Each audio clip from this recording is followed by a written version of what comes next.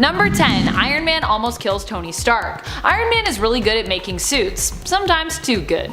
At one point he decided to make an AI suit instead of an AI to be used in his suit. This artificially intelligent suit did what most artificial robotic intelligences do: it almost immediately became evil. Although Tony did also decide to use some Ultron code to construct it, which honestly probably was not such a good idea, especially for someone who is supposed to be a computer genius. In the end, the suit created programming that allowed it to feel emotions, and after fighting with Tony Stark and trying to get him to forcibly merge with itself, it eventually felt remorse at its action. While during their fight, Stark suffered a heart attack. The suit sacrificed its own life, giving Stark an emergency and what looks like terrifying artificial heart transplant. Like, you can still see the artificial heart sticking out of Tony's chest.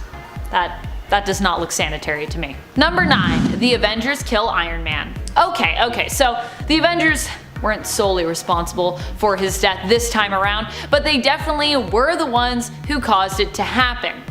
At least in part. During the events of Armor Wars, Iron Man became branded a criminal by the United States government. Among those opposing the vigilante were fellow Avenger Captain America. This, however, happened at a time where Tony Stark was not known to be Iron Man. His identity remained a secret, and Stark simply claimed that the man in the suit was actually his bodyguard, often remote controlling the suit to kind of make it appear as though they were in the same place at the same time, so no one would question his explanation of the identity for Iron Man. In the end, Stark decided, because of being declared an outlaw, to kill Iron Man, claiming that the man in the suit was named Randall Pierce, and staging Pierce's death by allowing an empty remote-controlled piloted suit to be destroyed during a confrontation with the government. This would later allow Tony to reveal himself as Iron Man, though he would at first claim another employee of his had simply taken up the mantle. But we knew the truth. It was really Tony in that suit, once again. Number 8. Zombie Hulk kills Zombie Iron Man.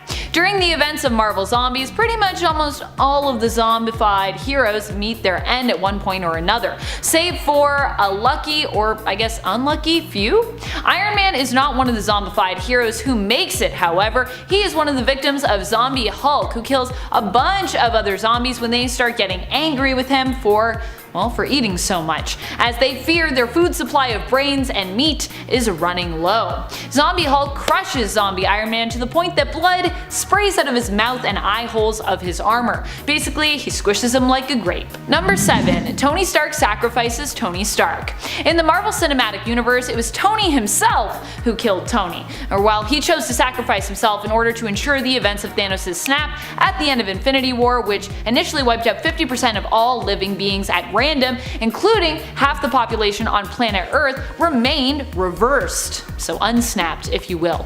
In order to bring everyone back, the heroes needed to time travel to retrieve the Infinity Stones and use them to create their own Infinity Stone Gauntlet. Then the question came of, who was going to wield it. The Hulk was the one to bring back everyone using the Gauntlet, but Thanos from the past returned to threaten the heroic plans of the Avengers. He attempted to guarantee that his future self's plot, and really his own plot, remained successful, but Tony managed to get rid of him, wielding the gauntlet himself and using it to wipe out Thanos and his army with his own snap. Unfortunately, because Tony Stark is just a man at the end of the day, the amount of energy this required ended up killing him, despite him wearing his Iron Man armor at the time. Number 6. Dark Avengers kill Tony Stark's evil brain. In issue 190 of the Dark Avengers, we get a glimpse into the pocket reality of Earth 13584, where New York is one of the last vestiges of human civilization that various superhero factions fight for power over. One such faction is led by an evil Iron Man who is now just a brain. His armor was crushed by a giant Janet Van Dyne of the same pocket dimension reality. As his brain ejected from the armor, Trickshot of the Dark Avengers, Barney Barton, Clint's brother, shot the brain with an arrow, killing this alternate version of Tony Stark. Number 5. Captain America kills Steel Corpse. In an alternate reality belonging to Age of X, Tony Stark became consumed by a virus which fused him with his suit, causing him to slowly be digested by it. Ew. Formerly known as Iron Man, Tony adopted the mantle of steel corpse following this, which he thought was more appropriate considering, well, he was basically just a corpse in an armor. He joined the Avengers team in their mission to exterminate mutants, but when they decided to rebel against their mission directive, saving mutants instead, an emergency override system caused Stark to be unable to follow suit with the rest of his teammates. Stark told Captain America to save the mutants they were targeting, which he knew meant the Cap would be forced to kill him. Number 4. Captain Marvel kills Tony Stark. During the events of Civil War II, we saw Tony Stark's Iron Man and Carol Danvers' Captain Marvel butt heads over what the best decision would be when it came to using or not using the Inhuman Ulysses' future vision. This all happened after Carol had been attempting to fight Thanos, whom Ulysses had predicted would return, and during the fight Rhodey, aka War Machine, was killed. Carol was for using Ulysses' visions to prevent possible catastrophic events, whereas Tony was against punishing or arresting people based solely on Ulysses' visions, which he thought might be flawed. The Civil War ended with Carol seemingly killing Tony, though it was later revealed he was still alive but in a coma, and then of course later on he woke back up and he would actually even come to forgive Captain Marvel. And now they don't really talk about the fact that that all happened. Number 3. Steve Rogers kills Superior Iron Man. During the events of Time Runs Out, as a final incursion threatened the very existence of the entire planet and universe, Superior Iron Man and old Steve Rogers came to blows. They were fighting about the controversial actions of the one secret organization of brilliant minds known as the Illuminati. Also, Superior Iron Man is just kind of a jerk, so it makes sense that Captain America would be like, I'm gonna fight you, you're evil. Captain America had declared Iron Man and the Illuminati enemies due to their actions, and as such, the two heroes and former friends had come to blows over the argument. Just as the world was about to end, these two fought each other to death, both being taken out by a helicarrier during their fight in their last moments before everything reset. And then Battleworld happened. Woo! Number 2. Young Tony Stark kills older Tony Stark. During the events of The Crossing, a wildly crazy story, it is revealed that Tony was a sleeper agent for Kang the Conqueror, who he later found out was actually a Mortis in disguise, posing as Kang. Evil older Tony kills tons of people before the Avengers attempt to stop him by bringing back a younger version of himself from the past who they hope can help to stop their Tony. This didn't quite work out as they planned, but in the end, older Tony and fake Kang were defeated when older Tony, inspired by younger Tony, decided to sacrifice himself, switching back to the side of the heroes right before he died. With older Tony dead, it was decided that younger Tony would stay in the future and take his place. Number 1. Tony Stark kills immoral Tony Stark. A crazy turn of events came about that led young Tony Stark to effectively make himself brain dead in the comics in the Invincible No More story.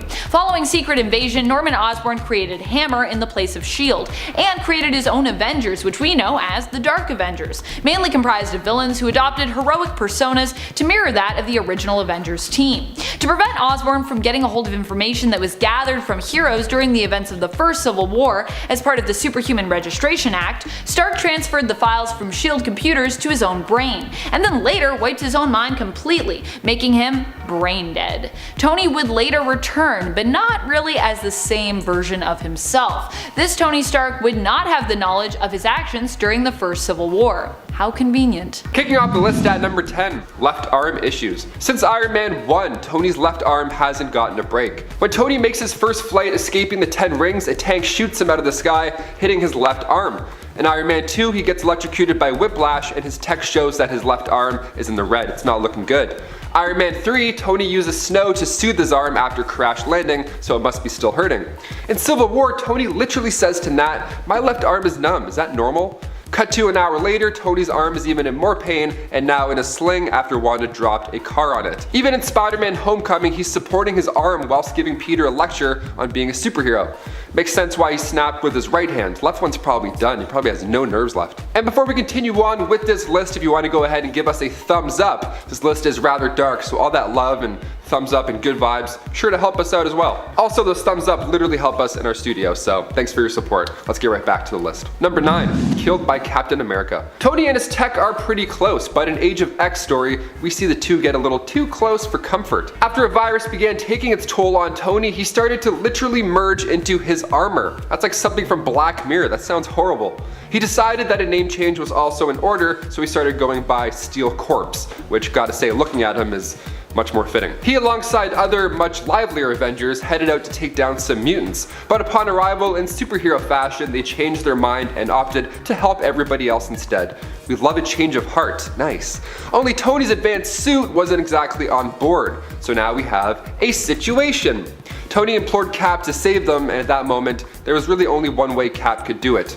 R.I.P. Tony. Number 8. Punch by Captain Marvel. Avengers Endgame showed Tony being saved by Captain Marvel when he was stuck in deep space. But in Civil War II, they aren't exactly pals. When the inhuman Ulysses Kane starts to divide the superhero community, they get off on the wrong foot. Ulysses has this ability where he can predict possible futures, and in one of those visions he saw catastrophe. Captain Marvel wanted to act on this. We can literally see the future. What a way to have the upper hand, right? But Tony, he wasn't on board. He was concerned about the fact that nobody really knew exactly how Kane's powers were working. That was one thing, but to punish somebody else over something they may do in the future, well, it feels morally wrong. When Spider-Man and Captain America traveled to Washington to seek out a possible vision, conflict does in fact arise. It's Civil War II, you gotta remember that. So Tony gets punched so hard by Captain Marvel that he falls into a coma.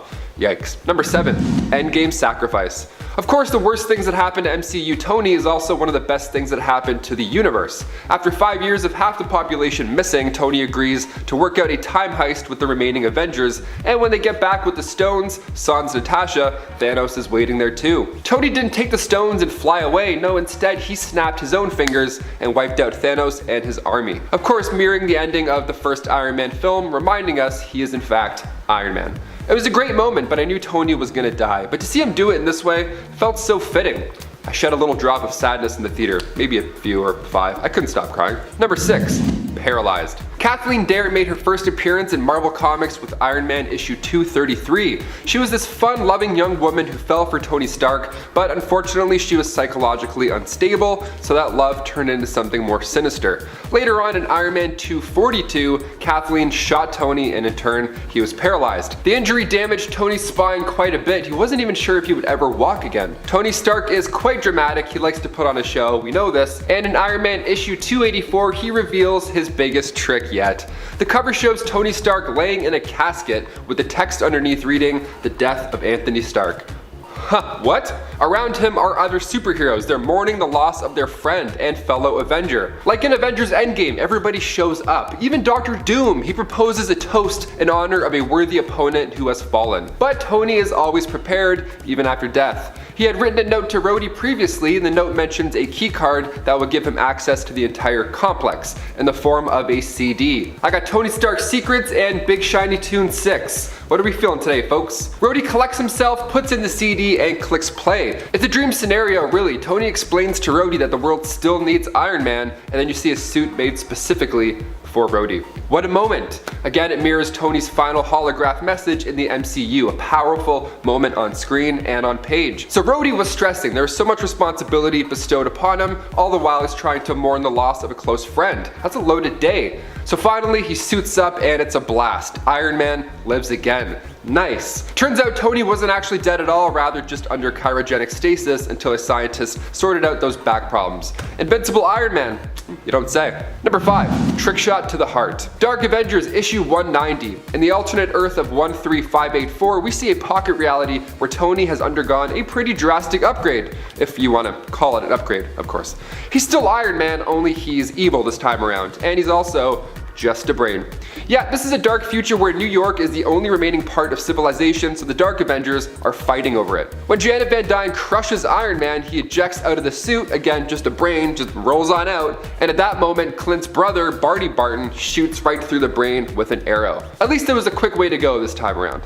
Number 4, hit by a plane. Marvel's Dark Ages arc featured a pretty rare injury for Tony to endure, considering that he can fly and he's also wrapped in metal. The timing here is just so unfortunate. The story kicks off with an earthquake. Tony tells Pepper to take cover as he tries to figure out a super solution. Shortly after, there's power cuts, classic earthquake move, so now Pepper is stuck in an elevator and Tony's distress calls aren't even going through to the Avengers. Even his suit powers down mid-flight. On the way down, Tony's flailing about when a passing plane hits him and cuts off his left foot.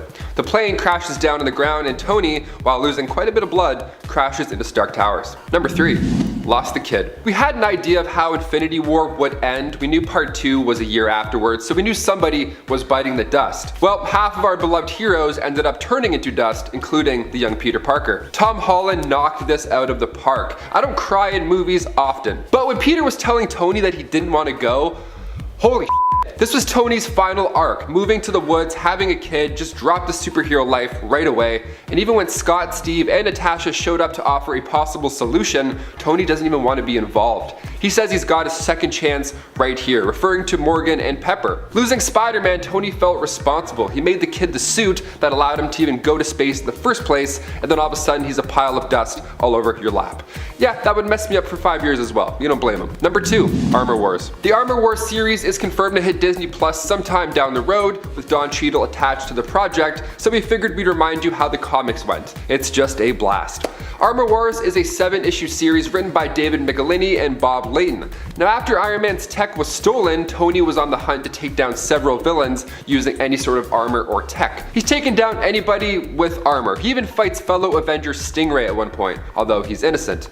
I hope we get that fun introduction in live action. That would be crisp. When Iron Man battled Firepower, he got injured so badly that he faked his own death. See, in the comics at this time, the world didn't know that Iron Man was Tony Stark. They thought it was Tony's bodyguard, a guy named Randall Pierce. So Tony ended up becoming the new Iron Man, although he took all of those punches before anonymously. And finally, number 1, Infinity Gauntlet. Just because the Infinity Gauntlet can undo things doesn't mean we can forget about them. Like that time in the comics when Iron Man got his head ripped off by Taraxia. The Infinity Gauntlet was a 6-part series that began in 1991 from the brilliant Jim Starlin and George Perez. It opens with Silver Surfer crashing down into Earth, saying that Thanos is coming. And come issue 4, the Avengers are now going to Thanos. The plan was for the Avengers to attack Thanos and his new partner, Taraxia. Meanwhile, Silver Surfer was waiting around on deck to snatch that Infinity Gauntlet. Sounds easier said than done. Thanos stops Thor's hammers with his fingertips, Wolverine's adamantium bones turn to rubber, so gross. Cyclops gets his head stuck in a clear block of force, Vision gets the life literally ripped out of him, and Iron Man gets dispatched, as Taraxia says, whilst holding Tony's head proudly. Like it's a birthday cake. She's like, here you go, Thanos, here's a head. Things get undone later on, but that one shot of everybody just laying there, it's gonna live in my head rent-free. Kicking off the list at number 10, Hungry Zombie. With Disney's What If well underway, we're all eagerly awaiting that zombie episode. We saw a glimpse of Zombie Tony, Spider-Man Far From Home, and that was haunting in that of itself, but this will be next level. Marvel Zombies is originally a 5-part series written by Robert Kirkman, who was also the creator of the Walking Dead series back in 2003 for Image Comics. So yeah, it's a bloody good time. Now, I'm not sure we're going to see Steve missing the top half of his head in the show because, you know, kids would probably cry themselves to sleep, but despite the flesh-eating apocalypse, the Avengers are running low on food, so they have to eat each other. Kinda. After taking down Magneto, they all got a piece, and we love that, because, you know, sharing is caring. But the next page, we see the Avengers sitting and digesting their food, well, rather digesting their foe. It's like a twisted shawarma end credit scene, it's fun. But issue 2, Tony returns, and he's hungry. He gets back like, oh, you found Magneto. Where is he? I'm so hungry. And the whole team's like, sorry, we ate him, all of them. They ate without Tony, but he's a genius even after death, and he knows Banner is only Banner after feeding time, and plus Peter is super emotional because, you know, he ate his aunt and his wife. Tony's the leader, and you guys didn't include him in Super Brunch. Rude. And before we continue on with this list, if you want to give us a thumbs up, that would be amazing, especially if you're loving this part 2. I know I am already, and we have some good stuff coming up, so stay tuned, hit that thumbs up, let's get right back into it. Number 9, Greedy Tony. You'd think that having all the money and resources in the world that you'd be a little generous, right? Well, in Superior Iron Man, he starts off, well, he's kind of the complete opposite. It starts off with Tony perfecting Extremis 3.0, a techno-organic virus designed to transform you into the very best you can be. Lovely. We're talking beauty, muscle tone, health, all the good stuff. This sounds like the genius billionaire playboy philanthropist is on the right track. He's not just a rich dude going to space for no reason, you know, he's helping out. So he delivers Extremis to all in the form of a smartphone app. And it's all smiles, literally. Weeks go by, now cut to later on, Iron Man's fighting Teen Abomination, and he takes him down. He takes him down maybe a bit too hard, but it's not really Tony, it's just the suit. See, Tony's off sipping White Claws at a swim-up bar while this goes down. Pepper asks him to step out of the pool party for a hot minute, and she even asks about his drinking. He explains that he needs to make up for all those wasted years of sobriety. That's one way to word growth, okay, weird. He shows off his endo-sim armor, he shows Pepper how sexy it is, literally, but all of a sudden people start to go mad. The Extremis 3.0 app isn't making them gorgeous anymore because Tony decided that was just a free trial after all. The daily renewal fee was now $100 a day to be hot, which isn't that bad. I'll just get a friend to jailbreak it like the old days, you know? This dark version of Tony Stark came out following the events of Axis, and in turn, we get to see an intimidating, well, rather superior Iron Man. Number 8, Demon in a Bottle. Tony's substance abuse is a major plot point in Marvel Comics, and it almost made its way to the big screen. They tried it in Iron Man 2 when he was sick and poisoning himself, but they pulled back, which is probably for the best. This storyline kicks off in Invincible Iron Man 128 back in the late 60s. So Stark is sitting at his desk and he's breaking down what it really feels like to save the world and be a hero. It's not always flips and quips. The pressure and power bestowed upon Tony is overwhelming. The papers are calling him a murderer, and he's calling his suit a scapegoat. He can't get over his actions just because he's wearing a high-tech suit, so he tries to drink these problems away, which is not a good solution. Now he's sloppy. Now he's busting through his own windows because he forgot to open it. It's just a mess. He also tries to fix a derailed train, but in turn he ends up dropping a chlorine-filled container on first responders instead. Don't drink and fly, guys. Number 7, What If? Okay, major spoilers coming in hot for Disney's What If. If you haven't seen episode 3 yet, no sweat, just click the next timestamp and then, you know, Bob's your uncle. We'll give you a minute.